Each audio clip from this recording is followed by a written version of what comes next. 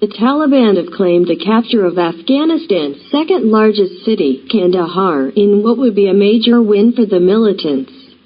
The city was once the Taliban stronghold, and is strategically important as a leading trade hub. Several cities fell on Thursday in the most dramatic string of victories yet. The United States said it is sending nearly 3,000 troops back into Afghanistan to help evacuate staff from the American embassy. The U.S. said it was sending troops to the airport in Kabul to help evacuate a significant number of embassy staff on special flights. The UK said it was also deploying about 600 troops on a short-term basis to provide support to British nationals leaving the country. The number of staff working at the British Embassy in Kabul has been reduced to a core team. The insurgents have moved quickly, seizing new territories as U.S. and other foreign troops withdraw after 20 years of military operations. Within hours of each other on Thursday, some of Afghanistan's most important cities were captured. Herat, Ghazni and Kala Aina came under Taliban control.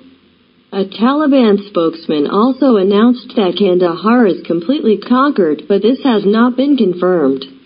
Sources have told the BBC that the southern city of Lashkargah, the capital of Helmand province, has also been taken by the militants, although this has also not been confirmed. The Taliban now control most of northern Afghanistan and about a third of the country's regional capitals. There are increasing concerns that the militants will continue their lightning-speed offensive toward the capital, Kabul, where tens of thousands of civilians have fled violent street fighting. The speed of the Taliban's advance has shocked even seasoned military analysts, the BBC's South Asia editor Ambarazan F.E. Rajan said. Kandahar is the Taliban's birthplace and former stronghold. Taking control of the city would be a significant prize for the militants. They had occupied the city's outskirts for a number of weeks before launching their attack on the center. On Wednesday, the Taliban breached Kandahar Central Prison, and on Thursday, images on social media reportedly showed insurgents in the city center.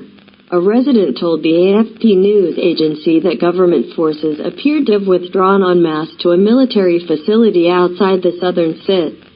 Kandahar is considered strategically important because of its international airport, its agricultural and industrial output, and its position as one of the country's main trading hubs. Ghazni, captured on Thursday, is a significant gain for the Taliban as it is on the Kabul-Kandahar motorway, linking militant strongholds in the south to the capital, Kabul. Meanwhile, Herat, an ancient Silk Road city, had been under siege for weeks before security forces retreated to army barracks. Video on social media shows the insurgents running through a central street firing their weapons, and the Taliban flag was seen flying over the police headquarters.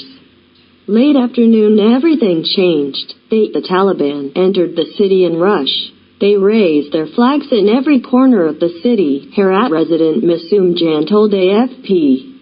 Meanwhile, the U.S. Embassy in Kabul said it was hearing reports that the Taliban were executing Afghan troops who were surrendering, saying it was deeply disturbing and could constitute war crimes.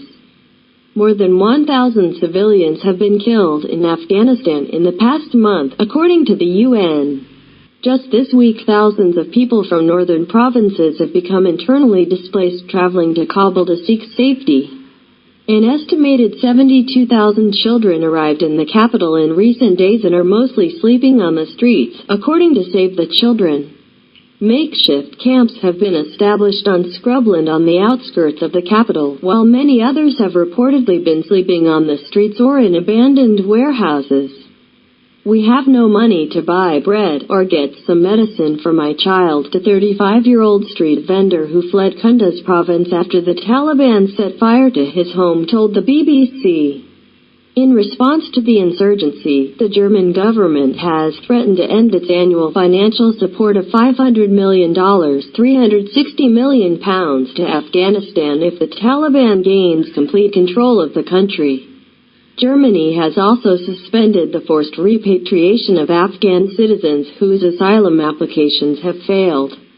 The French and Danish governments say they will also following the same policy. The Afghan president, Ashraf Ghani, has so far failed to unite a host of fractured Afghan militias against the Taliban.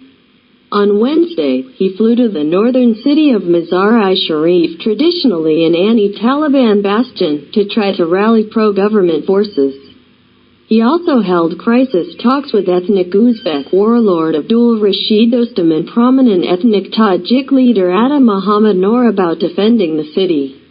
For years, Mr. Ghani tried to sideline the warlords in an attempt to boost the Afghan National Army, and now he is turning to them in his hour of need, the BBC's Athirajan Anbarazan says. Earlier this week, the president also agreed to arm pro-government militia.